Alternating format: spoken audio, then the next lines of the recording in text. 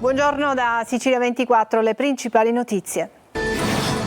Liberate la Mediterranea a Trapani, sit-in per chiedere il rilascio della nave sequestrata in porto dopo aver soccorso alcuni migranti e aver disatteso le indicazioni del Viminale sul porto di sbarco. A Catania in carcere i cellulari arrivano dal cielo, denunciati 3 giovani in possesso di un drone pronto a recapitare i telefoni ai detenuti. Palermo violenta, in città si susseguono sparatorie, aggressioni e stupri, giovane ferito allo Zen. Si continua a sparare a Catania, fucilate contro la saracinesca di un'agenzia di autonoleggio in via Plebiscito. La deputata regionale Marano, siamo tornati alla faida degli anni '80. Togliete l'amicizia sui social ai vostri contatti ebrei, è bufera dopo il post di un docente dell'Università di Palermo. Il rettore dice il dialogo è la nostra parola chiave. A Palermo anche alla Noce si può fare la nuova campagna di Addio Pizzo contro il racket. A Ragusa e provincia, carenza di personale negli uffici che si occupano di infortuni sul lavoro. Lanciato l'allarme in prefettura, senza personale sufficiente anche INAIL, INPS, Procura e forze di polizia. Calciomercato fatta per Caturano al Catania, il club rosso-azzurro investe sul catanese Simone Leonardi. Il Palermo presenta il portiere Joronen.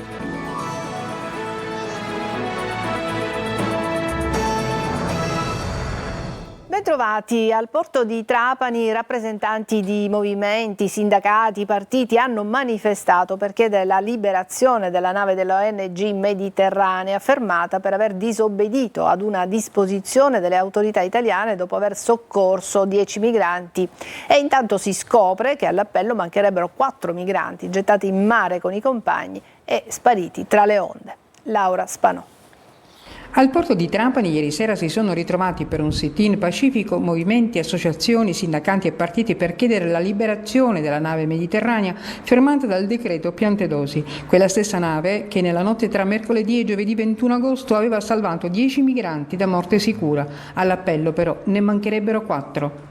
Noi abbiamo tirato su dall'acqua 10 ragazzi, 4 di loro sono stati gettati in mare e non sappiamo la sorte di questi ragazzi. Sicuramente è una grande responsabilità disobbedire alla volontà di un governo, ma Mediterranea lo ha fatto. Forse ci vuole coraggio, ma lo facciamo forse anche in un modo un po' impetuoso e naturale. Presente al sit-in anche l'eurodeputato Leoluca Orlando. Il comandante dei Mediterranei ha soltanto rispettato le norme che invece vengono contrastate da un ordine illegittimo e disumano del Ministero dell'Interno. Di più, io credo che sia necessario che intervengano le autorità giudiziarie internazionali e nazionali, perché siamo in presenza di una chiara violazione della normativa vigente. Anche i sindacalisti della CGIL si sono ritrovati accanto ai volontari della ONG. Noi siamo qua stasera proprio per condannare una legge che non tiene conto delle persone, delle vite umane, ma che invece si attesta soltanto su posizioni politiche. E ieri sera, a sorpresa, al porto è arrivato anche l'arcivescovo di Agrigento, Sua Eccellenza Alessandro Damiano. Pensiamo a questo molo Favarolo che tutti conoscono, magari lo immaginano un molo grande, almeno quanto questo su cui ci troviamo, poi sappiamo una striscia di cemento precaria quasi, no? Però porto di salvezza. Si allunga la lista degli incidenti mortali a Trapani. Nella notte intorno alle 2 il sinistro ha coinvolto il conducente di uno scooter e un autobus di linea. Ad avere la peggio Antonino Lombardo di 47 anni di Trapani. L'uomo in sella ad uno scooter, secondo una prima ricostruzione, è finito sotto un autobus di linea che in quel momento stava facendo rientro. Scattato l'allarme, sul posto sono intervenuti i carabinieri e anche l'ambulanza e il 118, ma per Lombardo non c'era nulla da fare. A Catania tentano di introdurre i telefonini e gli smartphone in carcere attraverso un drone, denunciati 3 giovani. Orazio Longo. In carcere i telefoni cellulari arrivavano dal cielo coi droni. O almeno così avrebbero voluto fare 3 giovani di 21, 18 e 17 anni, i primi 2 di Paternò, il minorenne di Catania, individuati e denunciati dalla polizia di Catania. Gli agenti, nel corso dei servizi notturni di controllo del territorio, notavano i 3 ragazzi a bordo di un'auto nelle vie del centro. Insospettiti, i poliziotti, per l'atteggiamento tenuto dai 3 alla vista della pattuglia, hanno proceduto all'identificazione e a un accurato controllo. Uno dei giovani ha raccontato che erano fermi lì per fumare una sigaretta, ma la giustificazione non ha convinto gli agenti, che a quel punto hanno proceduto alla perquisizione dell'automobile. Il controllo ha consentito di individuare la presenza di un drone posizionato sul sedile posteriore e collegato con una lenza da pesca a un involucro di cellophane con uno smartphone e 2 mini cellulari. Dentro una scarpa, un altro involucro conteneva ulteriori 2 smartphone e una borsa a tracolla con gli accessori necessari per il collegamento. Secondo gli inquirenti, i cellulari erano destinati a essere introdotti all'interno del carcere tramite l'utilizzo del drone. Il materiale ritrovato è stato sequestrato. I giovani sono stati denunciati per tentato accesso indebito a dispositivi idonei alla comunicazione da parte di soggetti detenuti in concorso. Ancora violenza di strada a Palermo. Un giovane di 25 anni è stato ferito alle gambe a colpi di pistola allo Zen. Intanto i carabinieri hanno arrestato anche il presunto stupratore del Foro Italico, colto nella flagranza dopo l'ultima aggressione a una turista americana. Manlio Viola. È un mese di agosto turbolento quello che volge al termine per la città di Palermo, un mese che conferma la tendenza alla violenza diffusa che si respira nel capoluogo siciliano. Da una parte si registra ancora un giovane ferito durante una sparatoria avvenuta allo Zen, il popolare quartiere a nord della città, dall'altra potrebbe essere finalmente finito l'incubo dello stupratore del Foro Italico, che avrebbe aggredito almeno 3 donne tra metà luglio e metà agosto. I carabinieri hanno infatti arrestato un cittadino somalo di 24 anni dopo un tentativo di stupro ai danni di una turista americana. La ragazza, coi vestiti strappati, vari graffi e chimosi e persino morsi, era riuscita a scappare e a chiedere aiuto. Un gruppo di palermitani si era messo alla caccia dell'aggressore, che si era nascosto fra gli scogli fino all'arrivo dei carabinieri che lo hanno bloccato. L'episodio risale alla notte di Ferragosto, ma è stato reso noto soltanto adesso, dopo la convalida del fermo. L'uomo corrisponde alla descrizione anche del responsabile di altri 2 tentati stupri della notte del festino, il 14 luglio, e di una decina di giorni dopo, ma nessuno dei 2 episodi gli è stato alla fine contestato. Preoccupa infine la faida del quartiere Zen, che è in corso ormai da mesi. L'ultimo ferito ha 25 anni e si è presentato spontaneamente al pronto soccorso con 2 colpi d'arma da fuoco alle gambe. Ha raccontato che stava passeggiando in via Rocchi Marciano quando è stato raggiunto dai colpi di pistola. Non avrebbe riconosciuto chi ha sparato, si chiama Alessio Muratore e in passato è stato indagato per spaccio di droga. È stato accompagnato da 4 suoi amici che sono stati tutti identificati e sentiti nel corso della notte dagli agenti di polizia. Anche il giovane è stato ascoltato dagli uomini della squadra mobile. Sparatorie anche a Catania che si stanno ripetendo con una certa frequenza. L'ultimo episodio delle fucilate contro la saracinesca di un'agenzia di autonoleggio in via Plebiscito. Sentiamo Giusy Lazzaro. E 3. A Catania si apre una guerra fra cosche. La scorsa notte presa di mira un'agenzia di noleggio di auto in via Plebiscito, in pieno centro. Le fucilate contro la saracinesca sono state sparate alle 3 quando è arrivato l'allarme al 112. Si indaga per accertare se un'unica mano c'è stata anche per le altre 2 sparatorie appena 24 ore fa. Sempre nella notte in via Garibaldi esplosi oltre 20 colpi di pistola contro una saracinesca di un centro estetico di proprietà della figlia del boss detenuto Lorenzo Saitta, esponente del clan Santa Paola Ercolano e moglie di Giovanni Balsamo, lo stesso che nel 2024 era stato protagonista di un rapimento lampo di finti agenti di polizia mentre si trovava ai domiciliari. E non era la prima volta che questo centro estetico era stato attenzionato dalla malavita. A febbraio l'incendio doloso alla vetrina. I colpi alla saracinesca di via Garibaldi però non sono stati gli unici sparati nella notte, perché altri 5 scaricati contro l'abitazione della famiglia Balsamo in via Calabrò, sempre a San Cristoforo. Episodi che si susseguono e che potrebbero rientrare in una strategia di violenza sempre più frequente. E la questione sicurezza adesso diventa cruciale e la politica interviene.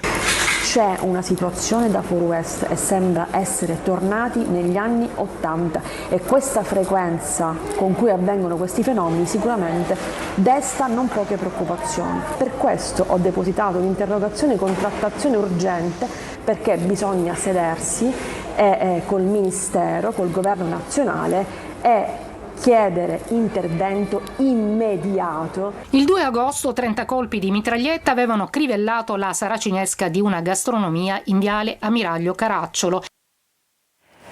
In un terreno confiscato alla mafia a Partinico aveva avviato la coltivazione di marijuana e l'accusa contestata a un 46enne che è stato arrestato dai carabinieri. Durante l'operazione i militari dell'Arma hanno sequestrato 225 piante di marijuana alte da 1 a 2 metri e germogli di cannabis.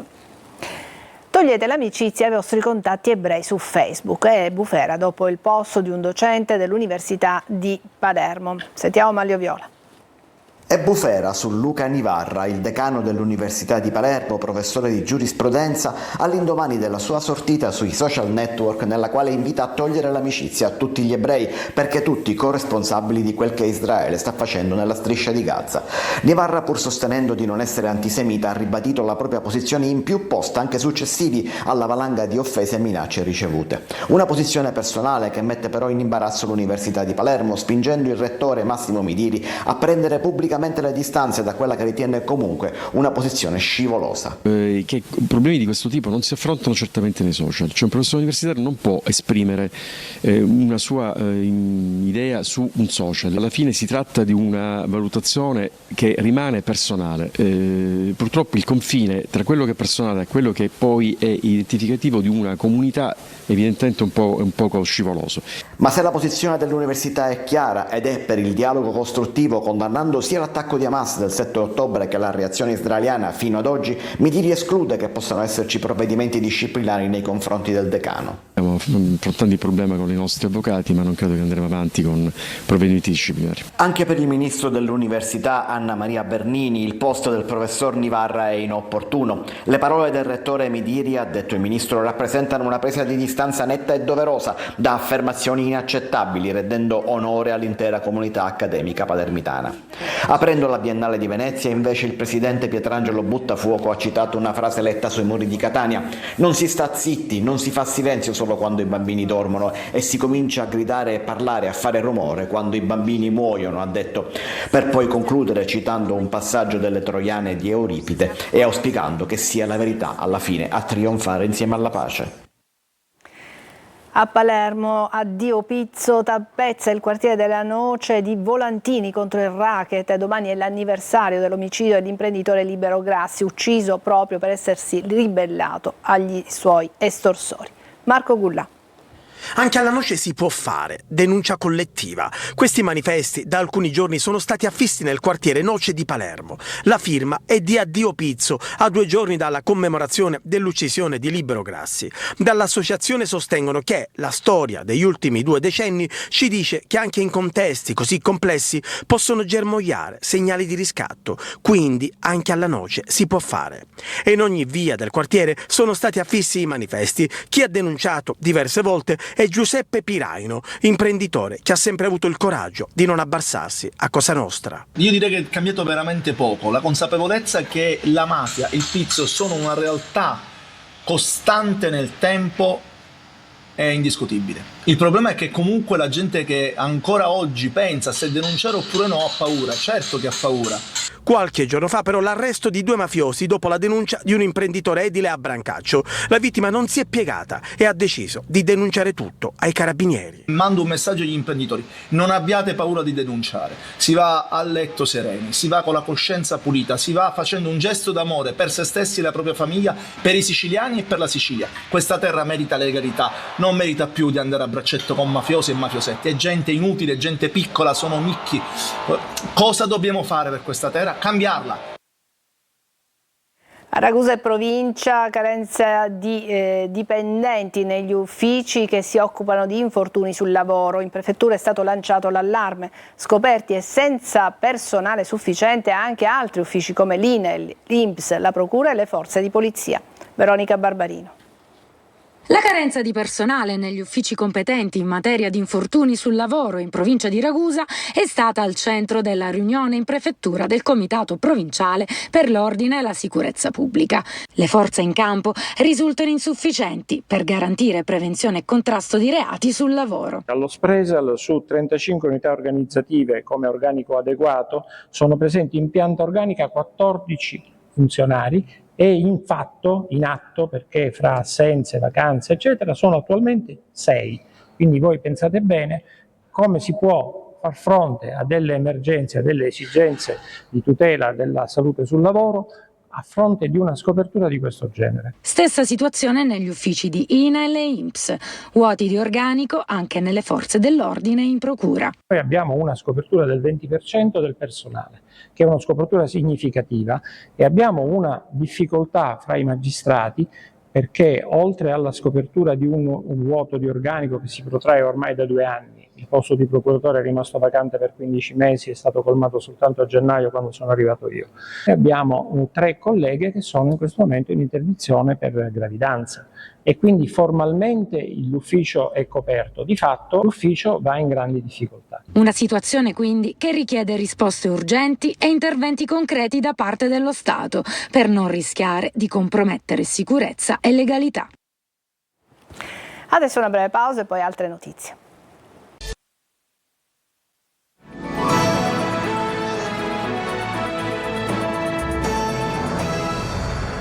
Escluso dalla Film Commission il film su Biagio Conte, il frate che ha speso la vita per gli ultimi di Palermo senza fondi, rischia adesso di essere girato fuori dalla Sicilia, ma qualcosa potrebbe muoversi. Orazio Longo. Un'occasione persa, dice Gloria Giorgiani, la produttrice del film su Biagio Conte, che non ha trovato un finanziamento garantito dalla Regione Sicilia per il progetto scartato dalla Sicilia Film Commission.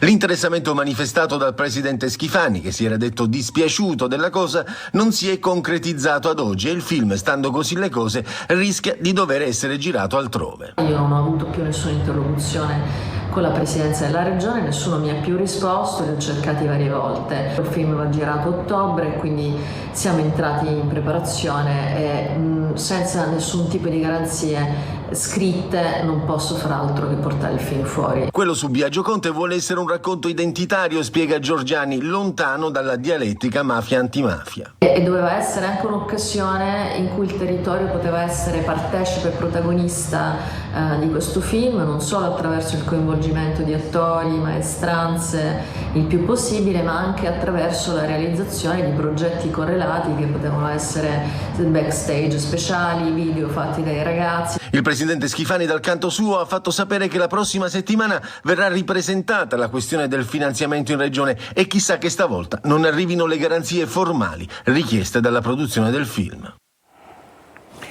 Ultima tra i VIP che hanno scelto la Sicilia come terra d'elezione è l'attrice americana Whoopi Goldberg. Lascia la Sardegna per una casa a Ortigia, Siracusa. Francesco Aloi. Sicilia sempre di più terra di VIP. C'è chi scorrazza in yacht per le isole Eolie, chi è stata avvistata tra i vicoli di Palermo e chi rimane folgorato e decide di rimanerci. È il caso di un mito di Hollywood, Whoopi Goldberg.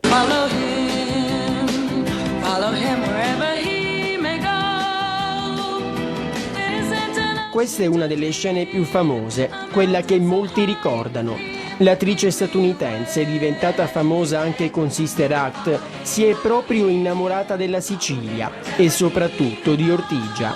È nel centro storico che ha deciso di prendere casa. Il suo amore per Siracusa non era certo un segreto.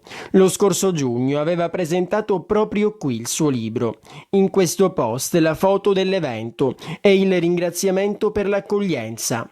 Poi Whoopi è tornata diverse volte, fino alla decisione di mettervi radici, vendendo la sua villa da 12 milioni di euro in Sardegna. Diceva di aver trovato pace e privacy a Stintino, comune di poco più di 1500 abitanti. La sindaca addirittura era pronta a conferirle la cittadinanza onoraria. Noi siamo qua e siamo felici, siamo stati felici di averti e saremo felici se tornerai da noi. Questa è il vero contenuto di dichiarazioni che non sono assolutamente di rancore o di offesa. Intanto Whoopi sta per tornare in TV nella soap di Rai 3, Un posto al sole. Adesso una breve pausa e poi il calcio, parleremo del Catania ma anche del Palermo.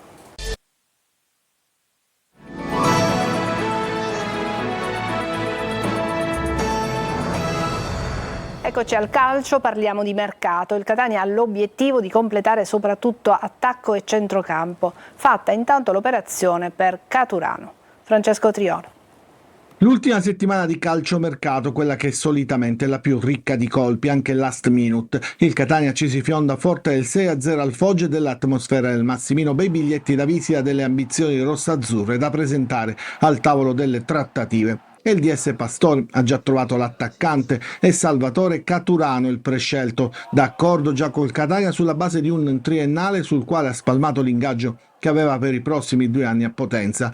Caturano arriverà in giornata in città. Il Catania ha chiuso anche un'altra operazione, quella per l'ingaggio di Simone Leonardi, catanese, classe 2005, ma è un investimento per il futuro più che a breve termine. Arriva infatti a titolo definitivo dalla Sampdoria, legandosi per 4 anni, ma verrà girato in prestito per farlo crescere in una squadra in cui troverebbe maggiore spazio. Ternano, Triestina, le più accreditate ad oggi. Anche a centrocampo si farà qualcosa, già c'è un accordo di massima con la Juve Stabia per uno scambio Buglio-Quaini. Per il centrocampista nativo di Lucca 2 anni di contratto in rossazzurro. Aperta anche la porta in uscita. Marsura ha già risolto il contratto, D'Andrea, non convocato contro il Foggia e sondato da Sorrento e Tim Altamura, sarà il prossimo.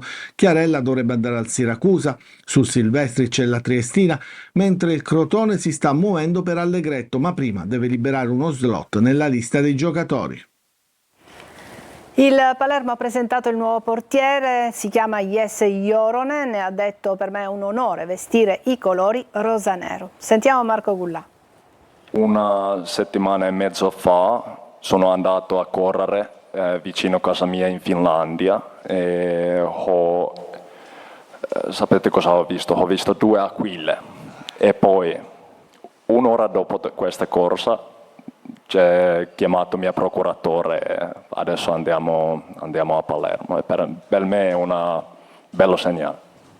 Il nuovo portiere del Palermo, Jesse Joronen, si è presentato così. Un aneddoto, un episodio, un segnale, come lui stesso ha detto, prima di passare in rosanero. Una grande esperienza in Serie B e per anni portiere del Venezia. Ora la nuova avventura agli ordini di Pippo Inzaghi. Io cerco solo fare migliore per la squadra e andare una partita alla volta. Così è successo anche questa cosa in passato e adesso continuo a fare questo. Essere allo stadio è una emozione veramente ricco, veramente emozionante essere davanti così tanti tifosi. Joronen insiderà Bardi per il ruolo da titolare, sarà ora Inzaghi a delineare le gerarchie della porta a partire già dal match di sabato al Barbera contro il Frosinone. Il tecnico cambierà comunque poco rispetto al match della settimana scorsa vinto contro la Reggiana. Mercato di Francesco sta per passare al Catanzaro,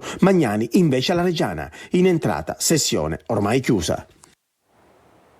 Bene, ci fermiamo qui, è tutto per questa edizione di Sicilia 24. Grazie per averci seguito, buona giornata.